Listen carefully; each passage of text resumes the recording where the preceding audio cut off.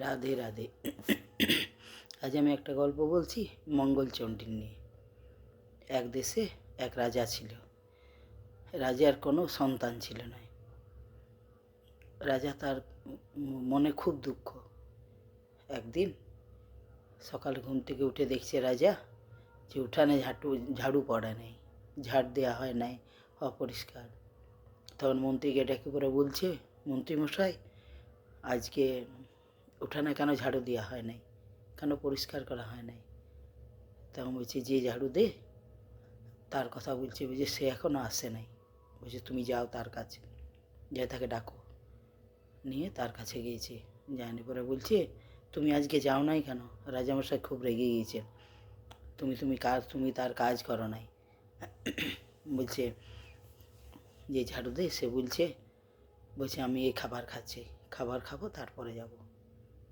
বলছে, ওই রাজার কোনো সন্তান নেই, ওই আটকুড়ার মুখ দেখে পরে আমার সারাদিন ভালো করে আহার জুটে না। মন্ত্রী এসে পড়ে সেই কথা রাজাকে বলে। রাজার খুব মনে দুঃখ হয়।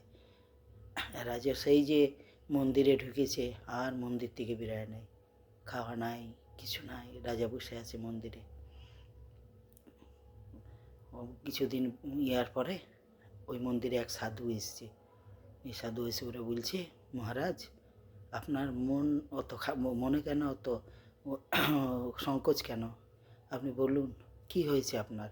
আপনি যে এই রাজকার্য না দেখে আপনি যে এই মন্দিরে নিজেকে লুকিয়ে রেখেছেন, তাতে কি আর কাজ হবে?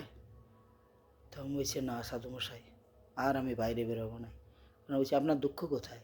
না, আমার দুঃখ যেন আমার সাতটা রানী, কিন্তু তাদের কোনো ছেলেপুলে নেই।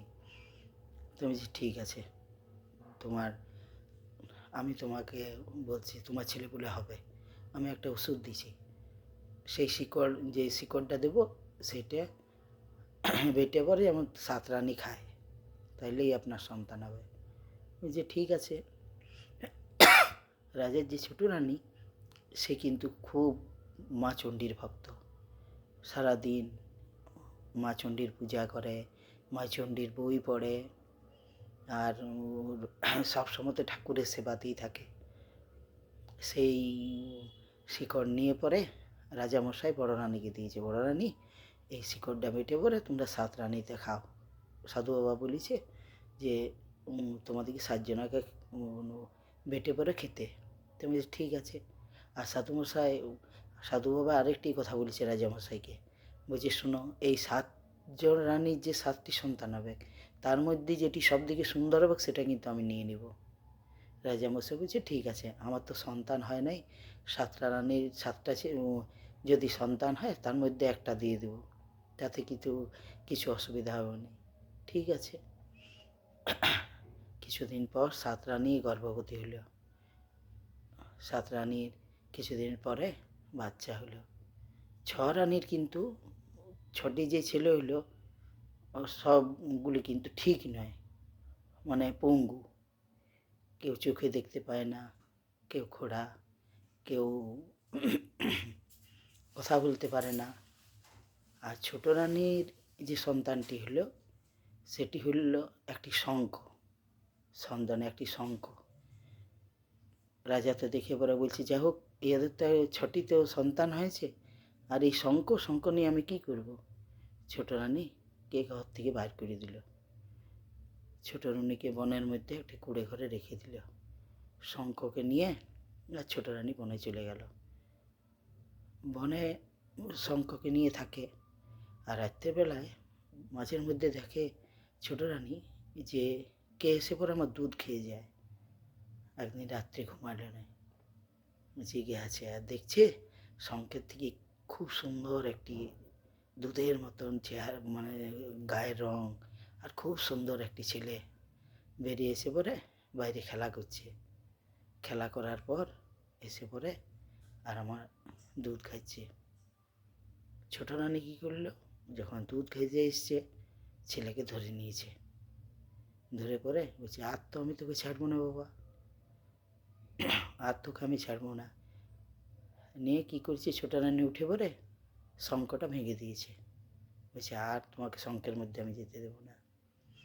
সকালে ছোট্ট রানী ওই ছেলেকে নিয়ে রাজার কাছে গেছে, বলছে রাজামশাই ওই শঙ্কের ভিতরে এই ছেলে ছিল আমার। আর ছেলেকে দেখে তো রাজার তো খুবই আনন্দ, বেশ বড় হয়েছে। আর সেই সাধু বাবা এসছে, সাধু বাবা এসে পরে রাজাকে ডাকছে, কই রাজামশাই আপনার ছেলেদিকে আনুন। তখন রাজামশাই 6টি ছেলেকে নিয়ে এসছে। তখন বলছে আরেকজনা কোথায়, আমার শঙ্খ কোথায়? তখন বলছে শঙ্খ, বলছে ডেকেছে, কই রে আমার শঙ্খ, কই রে আমার শঙ্খ। তখন ছোট রানীর ছেলে ছুটে এসছে সাধু বাবার কাছে। সাধু বাবা ওই ছেলেকে নিয়ে চলে গেল। ছোট রানী তো খুব কাঁদছে, আর মা মঙ্গলচণ্ডীর পায়ে প্রণাম করছে, আর মাথা কুটছে আর কাঁদছে। ওই ছেলেকে নিয়ে সাধু বাবা তো চলে গেল। যাওয়ার পরে সাধু বাবা নিজের ঘরে যেয়ে পরে ওই ছেলেকে রেখে পরে বলছে আমি এইখানে পূজা করে পরে আসছি, তুমি ততক্ষণ এই ঘরে থাকো। আর শুনো, এই যে দক্ষিণ দিকে যে দরজাটা আছে সেটা তুমি খুলবে না কিন্তু। তা বলছে ঠিক আছে। কারণ সাধু বাবা যাওয়ার পর ছেলের তো ইচ্ছা হয়েছে যে আমাকে দক্ষিণ দিকে দরজাটা খুলতে বন্ধ করলো কেন। ও কী করে, সাধু বাবা যাওয়ার পর দক্ষিণ দরজাটা খুলেছে। খুলে পরে দেখছে যে একটা ছোট ডোবার মধ্যে অনেকগুলি মানে বাচ্চার মাথা ভেসে বেড়াচ্ছে। যেই দেখেছে ওই বাচ্চাদের মাথাগুলো বলছে তুমি পালাও এখান থেকে, যদি না পালাও তাহলে আমাদের মতো অবস্থা হবে। তুমি যে কেন, তোমরা কারা? তুমি যে আমরাও রাজপুত্র। এই সাধু বাবা আমাদেরকে নিয়ে এসে পরে কেটে, কালী মায়ের কাছে কেটে পরে এই মুন্ডগুলো এই জলে ভাসিয়ে দিয়েছে। তো বলছে তো তোমরা কিছুতেই এই ইয়ার থেকে পরিত্রাণ পাবে না? বলছে না, পাবো তো। বলছি কিন্তু সেটা বড় কঠিন কাজ। বলছি কী কাজ? বলছে ওই সাধু বাবার রক্ত যদি আমাদের গায়ে কেউ ছিটায় তাহলে আমরা আবার ফিরে জীবন পাবো। বলছে ঠিক আছে। বলছে শোনো, কালকে তোমাকে নিয়ে যাবে ওই মা কালীর মন্দিরে বলি দিতে। তখন তুমি বলবে কি আমি তো রাজার ছেলে, আমি তো জানি না প্রণাম কী করে করতে হয়। তখন যখন তোমাকে বলবে যে তুমি ষষ্ঠাঙ্গে প্রণাম করো, তখন তুমি অমনি বলবে যে আমি রাজার ছেলে, আমি প্রণাম জানি না, আপনি দেখিয়ে দিন। যখন ওই সাধু ষষ্ঠাঙ্গে প্রণাম করবে তখন ওই মা কালীর খড়গাড়ে দিয়ে তার মাথাটা কেটে দেবে। কেটে দিয়ে পরে আর তার রক্ত নিয়ে আমাদের গায়ে ছিটিয়ে দিলে আমরা সব বেঁচে যাব, আবার নিজে প্রাণ ফিরে পাবো। বলছি ঠিক আছে। আর পরের দিনে সকালে সাধুবাবু বলছি চলো চান করে আসি পুকুর থেকে। চান টান করে এসে পরে মন্দিরে গেছে। মন্দিরে গিয়ে বলছে বাবু এখানে মা কালীকে প্রণাম করো। তো বলছে দেখুন আমি তো রাজার ছেলে, প্রণাম জানি না, আপনি বলে দিন কী করে প্রণাম করব। এই যেই ষষ্ঠাঙ্গে প্রণাম করতে গিয়েছে মুনিবর, তখন সাধু বাবা তখন মা কালীর খড়গাটা নিয়ে তার মাথাটা কেটে দিয়েছে। নিয়ে সেই রক্ত নিয়ে এসে পরে আর ওই যত ছেলেগুলো ছিল তাদের মাথায় ছিটিয়ে দিয়েছে। সব দেখছে রাজকুমার, কি সুন্দর তাদের চেহারা। সব আপন আপন ঘরে ফিরে গেল। রাজার ছেলেও ফিরে গেল, গিয়ে পরে বলছে মাকে, মাগো আমি এসেছি। তো দেখুন মা চণ্ডীর কত কৃপা। আর ওই যে রানীমা মা চণ্ডীর বই পড়তেন, মা চণ্ডীর পূজা করতেন। বই পড়া, পূজা করা এগুলা বিফলে যায় নাই। অনেক সময়তে এই বইয়ের কথা কিন্তু আমাদের জীবন অনেকটা সহজ করে দেয়। আজ আরেকটা ছোট্ট উদাহরণ দিচ্ছি আমি। একজনা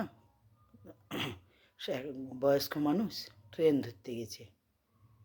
ট্রেনে ওই স্টেশনের সিটে বসে আছেন। বসে পরে ট্রেন আসতে দেরি দেখে তার কাছে ঝুলিতে রামায়ণ বই ছিল, রামায়ণ পড়ছে।